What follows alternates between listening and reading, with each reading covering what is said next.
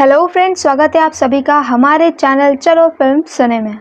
आज हम एक्सप्लेन करने जा रहे हैं 2017 में आई अ बैग ऑफ मार्बल्स को। ये एक फ्रेंच मूवी है। तो let's roll up the intro और चलो फिल्म सुने। तो कहानी शुरू होती है जोसेफ से, जो कि अपने भाई माउरी के साथ कंचे खेल रहा होता है। ये वक्त होता है वर्ल्ड वॉर 2 का, जब हिटलर ने पूरी दुनिया के ऊपर आतंक मचा करके रखा होता है और दूसरी कंट्रीज उसे हराने की कोशिश कर रहे थे। जोसेफ और माउरी ये दोनों ही ज्यूस होते हैं और इनके फादर एक बार्बर होते हैं। इन दोनों के दो भाई भी होते हैं जो कि इनसे उम्र में काफ़ी बड़े होते हैं, जिनका नाम होता है एल्बर्ट और हेनरी। यहाँ पर ये दोनों ऐसे ही टहलते हुए अपने पिता की शॉप के अंदर जाते हैं, जहाँ पर इनके पीछे से दो ऑफिसर्स भी आ जाते हैं जो कि जर्मन होते हैं। वो यहाँ पर अपनी हेयर कटिंग तो करा लेते हैं, पर जब बाद में उन्हें पता चलता है कि ये सभी लोग ज्यूस हैं और ये बार्बर भी ज्यूस है, तो ये जान करके उन्हें बहुत गुस्सा आता है। असल में जब वो ऑफिसर्स अंदर आ रहे थे, तब जोसेफ और माउरी जानबूझकर उस बोर्ड के सामने खड़े हो गए थे जहाँ पर ये लिखा था कि ये एक ज्यूस का बार्बर है।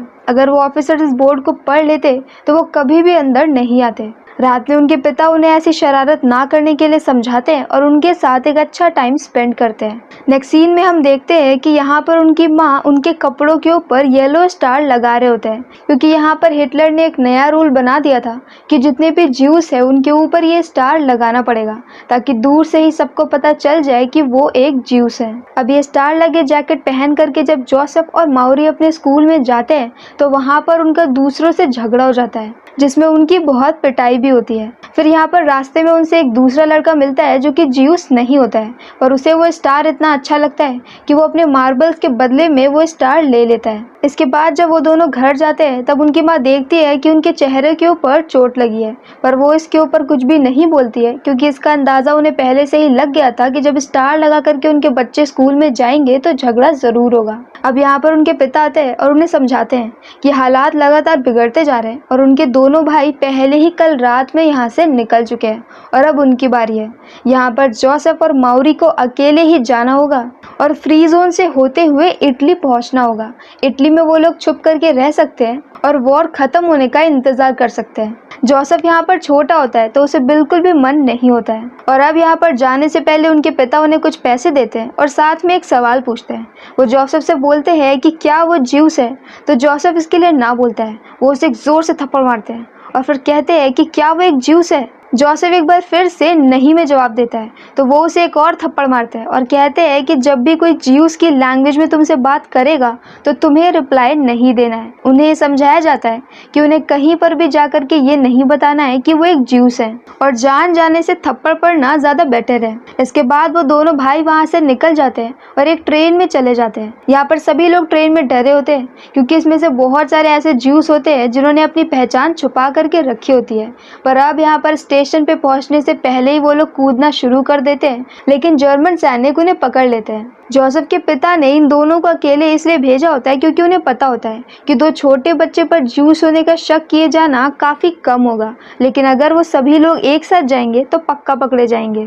यहाँ पर एक फादर होता है जो कि जोसेफ को देख करके समझ जाता है कि वो एक ज्यूस है और छिप करके जा रहा है। वो उन्हें अपने पास में बिठा लेता है, और जब यहाँ पर पुलिस चेकिंग के लिए आती है तो वो दोनों बच्चे उनके साथ में हैं ऐसा बोल करके वो उन दोनों को पुलिस से बचा लेता है। इसके बाद वो दोनों बस में चढ़ जाते हैं और वहाँ से निकल जाते हैं। आगे जा करके वो लोग एक ज्यूस फैमिली का पीछा करते हैं और पीछा करते करते उस रेस्टोरेंट के सामने पहुंच जाते हैं जहां पर उन्हें लेने के लिए एक आदमी आने वाला है, और यहीं पर बाकी सारे ज्यूस भी उसी आदमी का वेट कर रहे होते हैं। और ऐसा करने के लिए उन्हें उनके पिता ने ही कहा होता है कि तभी वहाँ पर पीछे से एक दूसरा आदमी आता है जो उन्हें ये कहता है कि वो उन्हें कम पैसे में और ज़्यादा सेफ तरीके से यहाँ से निकाल सकता है। जोसेफ के पिता ने उनको किसी के ऊपर भी भरोसा करने से मना किया था, पर फिर भी यहाँ पर जोसेफ उन्हें पैसे दे देता है और वो आदमी पैसे लेकर के वहाँ से निकल जाता है और रात को आने के लिए बोलता है। अब उन दोनों को ऐसा लगता है कि पैसे डूब गए, पर अब यहाँ पर रात में इंतज़ार करने पर वो साइकिल वाला बंदा आ जाता है और उन्हें जंगल के रास्ते से लेकर के जाने लगता है। यहाँ उन्हें रास्ते में एक और फैमिली मिलती है, तो वो उसे भी लेकर के जाता है और फ्री जोन तक पहुँचा देता है। अब यहाँ से आगे चल करके उन्हें इटली जाना है, जिसके लिए वो लोग काफ़ी दूर तक पैदल चलते हैं। पर अब यहाँ पर जोसेफ के पैर में चोट लग जाती है और थोड़ी देर के लिए माउरी उसे अपने ऊपर उठा लेता है। इसके बाद वो लोग लिफ्ट लेते हैं और इटली तक लिफ्ट लेकर के चले जाते हैं। वो लोग हाईवेज के रास्ते से ना जा करके जंगल के रास्ते से जाते हैं, जहाँ पर वो लोग आराम से चल सकते हैं और पहली बार बिना स्कूल के और बिना अपनी फैमिली के उन्हें धीरे धीरे अच्छा लगने लगा होता है। ऐसे ही करते करते वो लोग इटली तक पहुंच जाते हैं और फाइनली अपने भाई से और अपनी फैमिली से एक बार फिर से मिल जाते हैं। यहाँ पर ये सभी लोग साथ में रहते हैं, पर यहाँ पर भी किसी को नहीं पता होता है कि ये लोग ज्यूस हैं। इसी तरह से यहाँ पर कई सारी दूसरी फैमिलीज भी रहती है जिन्होंने अपनी पहचान छुपा करके रखी होती है। अब यहाँ पर इन्हें रहते रहते 3 मंथ बीत जाते हैं, जहाँ पर माउरी तो लड़कियों के साथ मटर गश्ती कर रहा होता है, लेकिन जोसेफ यहाँ पे ट्रेडिंग कर रहा होता है। और इसी तरह से ट्रेडिंग करते करते वो अपनी माँ के बर्थडे पर उन्हें एक वायलिन गिफ्ट करता है। उनकी माँ बहुत ही अच्छा वायलिन बजाती थी, लेकिन इस वर्ल्ड वॉर 2 के चक्कर में उन्होंने सब कुछ छोड़ दिया था। यहाँ पर काफ़ी वक्त बाद वो एक बार फिर से वायलिन प्ले करती है कि तभी वहाँ पर कॉप्स आ जाते हैं। कॉप्स दरवाजे के बाहर होते हैं क्योंकि उन्होंने नीचे से ज्यूस म्यूजिक की आवाज़ सुन ली होती है। उन्हें पता चल जाता है कि ऊपर कोई तो ऐसा है जो कि ज्यूस का म्यूजिक प्ले कर रहा है, और इस बात से उन्हें शक हो जाता है। यहाँ पर सभी लोग जल्दी जल्दी छिप जाते हैं और जोसेफ के पिता यहाँ पर दरवाज़ा खोलते हैं और बात को संभाल लेते हैं। तभी उनकी वाइफ पीछे से आती है और ये कहती है कि वो सभी लोग रोमन्स हैं और वो जो वायलिन प्ले कर रही थी वो ज्यूस म्यूजिक नहीं था। पुलिस को शक तो होता है, पर वो फिर भी वहाँ से निकल जाती है क्योंकि उनके पास कोई भी पुख्ता सबूत नहीं होता है। इसके बाद जोसेफ के पिता को समझ में आ जाता है कि उन्हें जल्दी ही अलग होना पड़ेगा, तो वो अपने दोनों बच्चों को एक ऐसी जगह पे छोड़ देते हैं जहाँ पर उन्हीं की तरह के दूसरे कई जगह से आने वाले बच्चे भी रह रहे होते हैं। और यहाँ पे वो सभी लड़के स्काउट एंड गाइड जैसी चीज़ों की ट्रेनिंग लेते हैं। यहाँ पर उनके अलावा काफ़ी सारे ज्यूस भी होते हैं, पर हर कोई यहाँ पर एक दूसरे को नहीं बताता है कि वो एक ज्यूस है। सबके अंदर कहीं ना कहीं बहुत ज़्यादा डर होता है और कोई भी किसी के ऊपर भरोसा नहीं करता है। ऐसे एक दिन जोसेफ का अपने मम्मी पापा से मिलने का बहुत ज़्यादा मन करता है, तो वो यहाँ पर माउरी को लेकर एक ड्राइवर के साथ निकल जाता है शहर के लिए, जहाँ पर अभी भी उसके माता पिता रह रहे होंगे। पर यहाँ पर वो ड्राइवर कुछ देर के लिए एक जगह पर रुकता है, जहाँ पर बहुत देर तक जब वो बाहर नहीं निकलता है तो माउरी उसे देखने के लिए अंदर जाता है। थोड़ी देर बाद जब माउरी भी नहीं आता है तो जोसेफ भी जाता है और यहाँ पर एक सैनिक उसे पकड़ लेता है। असल में इन तीनों को ही जर्मन सैनिक ने पकड़ लिया था क्योंकि उस ड्राइवर के पास कई सारी दूसरी नकली आईडीज थी, जिसकी वजह से उन्हें पता चल गया था कि वो भी एक ज्यूस है और यहाँ पर छिप करके रह रहा है। जोसेफ के यहाँ पर सिर पे चोट भी लग जाती है, जिसकी वजह से काफ़ी सारा खून निकल रहा होता है, पर वो लोग इतने ज़्यादा निर्दयी होते हैं कि वो लोग उसका फर्स्ट एड भी नहीं करवाते हैं और उसे वैसे ही पकड़ करके ले करके जाते हैं और ऑफिसर्स के सामने खड़ा कर देते हैं। वो ऑफिसर उन्हें देखते ही समझ जाता है कि ये लोग ज्यूस हैं, पर इसके बाद भी यहाँ पर जोसेफ और माउरी एक नकली कहानी सुनाते हैं कि वो लोग कैथोलिक हैं। अब वो लोग ज्यूस हैं या नहीं ये चेक करने के लिए उन्हें डॉक्टर के पास में भेजा जाता है, जहाँ पर डॉक्टर को भी पता चल जाता है कि वो लोग ज्यूस हैं, पर फिर भी वो उनकी हेल्प करता है और बोल देता है कि वो लोग ज्यूस नहीं हैं। पर फिर भी उन्हें पकड़ लिया जाता है और यहाँ पर माउरी को 2 दिन का वक्त मिलता है कि वो कैथोलिक चर्च से जाकर के सर्टिफिकेट लेकर के आ जाए कि वो दोनों कैथोलिक हैं। उसके जाने के बाद यहाँ पर जोसेफ बहुत ज़्यादा अकेला रह जाता है, पर 2-4 दिन बाद माउरी वापस आ जाता है। माउरी के साथ में एक प्रीस्ट होता है जो कि उन्हें बचाने के लिए उन्हें नकली सर्टिफिकेट दे देता है। यहाँ पर वो ऑफिसर के सामने जाकर के भी बोल देता है कि वो दोनों कैथोलिक हैं, पर इसके बाद भी ऑफिसर को पूरा शक होता है कि वो ज्यूस है, इसीलिए वो एक बहुत ही गंदा सा ट्रैप लगाता है। वो उन दोनों को टमाटर लेने के लिए एक बाग में भेजता है और वहाँ पर एक दरवाजे को ओपन करवा देता है। उसे अच्छे से पता होता है कि वो ज्यूस है और मौका मिलने पर वो भागने की कोशिश ज़रूर करेंगे। जोसेफ को भी दिखता है कि दरवाज़ा खुला है और वहाँ पर कोई भी नहीं है, तो जोसेफ और माउरी वहाँ से भागने की कोशिश करने ही वाले थे कि तभी जोसेफ देख लेता है कि सूरज की रोशनी में एक ऑफिसर की शैडो वहाँ पर दिख रही होती है। वो समझ जाता है कि एक ट्रैप है और वो दोनों वहीं पर ही बैठे रहते हैं और इसके बाद ना चाहते हुए भी ऑफिसर को उन दोनों को छोड़ना पड़ता है। बाहर निकलते ही उनके अंकल उन्हें लेने के लिए आ जाते हैं और यहाँ पर कार में उनके फादर भी उनका वेट कर रहे होते हैं और इसके बाद उन दोनों को दोबारा से उसी जगह पे छोड़ दिया जाता है जहाँ से वो लोग निकल करके आए होते हैं, मतलब कि वही उसी स्काउट गाइड वाले कैंप में। अब यहाँ पर ऐसे ही एक दिन उन्हें उनकी माँ का कॉल आता है और वो उन्हें ये बताती है कि उनके पिता को पकड़ लिया गया है। वो लोग समझ चुके होते हैं कि अब उनके पिता के बचने के चांसेस बहुत ही कम है और अब उन्हें भी यहाँ से भागना पड़ेगा। वो लोग तभी वहाँ से निकल जाते हैं और ट्रैवल करते करते एक दूसरे शहर में पहुँच जाते हैं।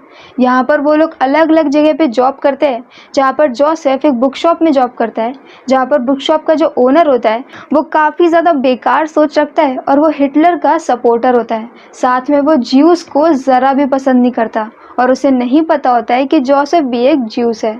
साथ में माउरी यहाँ पर एक रेस्टोरेंट में काम करता है जो कि रेजिस्टेंस होते हैं, मतलब कि वो लोग ज्यूस होते हैं और हिटलर के अगेंस्ट होते हैं। माउरी यहाँ पर जोसेफ को एक मैसेज देता है और कहता है कि उसको ये मैसेज ले जा करके एक ज्यूस को देना है और जोसेफ ऐसा ही करता है। इसके बाद नेक्स्ट सीन में हम जोसेफ को डिनर करते हुए देखते हैं, क्योंकि यहाँ पर उस बुक शॉप के ओनर ने उसे डिनर पर इन्वाइट किया होता है। क्योंकि जोसेफ यहाँ पर 6 मंथ से काम कर रहा था और अब वो बिल्कुल उनकी फैमिली की तरह बन गया था। पर यहाँ पर जोसेफ को उसी बुक शॉप ओनर की बेटी बहुत अच्छी लगती है, जो कि उसकी एज से काफ़ी ज़्यादा बड़ी होती है। अब ऐसे यहाँ पर वो दोनों साथ में टहल रहे होते हैं कि तभी वो लोग देखते हैं कि उसी बुक शॉप ओनर का बेटा, मतलब कि उस लड़की का भाई, वहाँ पर एक रेजिस्टेंस के मेंबर को मार रहा होता है और ये वही मेंबर होता है जिसे कि मैसेज ले जा करके जोसेफ ने दिया होता है। ये सब देख करके वो दोनों बहुत ज़्यादा डर जाते हैं। पर वो वक्त ऐसा होता है जहाँ पर सब कुछ ऐसे ही चल रहा होता है, पर अब यहाँ पर हिटलर का अंत आ चुका होता है और जल्दी ही यहाँ पर हिटलर हार जाता है और फाइनली सभी लोग आज़ाद हो जाते हैं। सब इसकी खुशियाँ मना रहे होते हैं और साथ में उन लोगों की पिटाई कर रहे होते हैं जिन्होंने हिटलर के वक्त में उनके ऊपर अत्याचार किया होता है, जिसमें से एक वही बुक शॉप का ओनर होता है। माउरी यहाँ पर जोसेफ से कहता है कि एक कार जा रही है जो कि सीधा पेरिस जा रही है, क्योंकि वो लोग पहले पेरिस में ही रहते थे और अब फाइनली उनका घर जाने का वक्त आ चुका है। पर अब यहाँ पर जोसेफ कहता है कि माउरी पेरिस के लिए निकल जाए और वो कुछ दिन बाद आएगा। माउरी भी उसकी बात मान लेता है और इसके बाद जोसेफ उसी बुक शॉप के अंदर जाता है जहाँ पर बुक शॉप के ओनर को और उनकी वाइफ को बुरी तरह से मारा जा रहा था। और अब यहाँ पर जोसेफ कहता है कि उन्होंने एक ज्यूस को पनाह दी है और उन्होंने एक ज्यूस की लाइफ बचाई है और वो खुद ही एक ज्यूस है। और बुक शॉप के ओनर को ये बात पता थी, जबकि रियलिटी में उसे पता नहीं होता है। पर फिर भी यहाँ पर जोसेफ झूठ बोलता है ताकि उन दोनों की जान बच जाए और होता भी ऐसा ही है। उन दोनों को ही छोड़ दिया जाता है और अब जोसेफ यहाँ पर भाग करके उसी लड़की से मिलने के लिए जाता है जो कि शहर को छोड़ करके बस से निकल रही होती है। पर बस निकल जाती है और वो उससे मिल नहीं पाता है। इस बात से उसे बुरा लगता है, पर अब वो यहाँ से पेरिस के लिए निकल जाता है। और नेक्स्ट सीन में वो फाइनली 2.5 साल बाद अपने शहर में वापस आता है, जहाँ पर उन्हीं जगह पे जाता है जहाँ पर वो पहले कभी खेला करता था। 2.5 साल पहले वो एक बहुत ही इमेच्योर सा बच्चा होता है, लेकिन 2.5 साल में ही उसने इतना सब कुछ फेस कर लिया है कि अब वो पहले से बहुत ज़्यादा स्ट्रॉन्ग और काफ़ी ज़्यादा मैच्योर हो गया है। यहाँ पर वो अपनी बार्बर वाली शॉप पे जाता है जहाँ पर वो अपनी फैमिली से मिलता है और अब उसे पता चलता है कि उसके पिता की डेथ हो गई है और ये जानने के बाद उसे बहुत बुरा लगता है और ये मूवी रोते हुए जोसेफ पर ही ख़त्म हो जाती है। ये सारी मूवी जोसेफ के पर्सपेक्टिव से दिखाई गई है और पर्सनली मुझे ये मूवी बहुत अच्छी लगी। तो अगर आपको ये मूवी पसंद आई हो तो प्लीज़ आप मेरे चैनल को अगर आपको भी ये मूवी पसंद आई हो तो प्लीज़ मेरे चैनल को लाइक करें, शेयर करें और सब्सक्राइब करें। तो मिलते हैं नेक्स्ट वीडियो के साथ। Bye bye.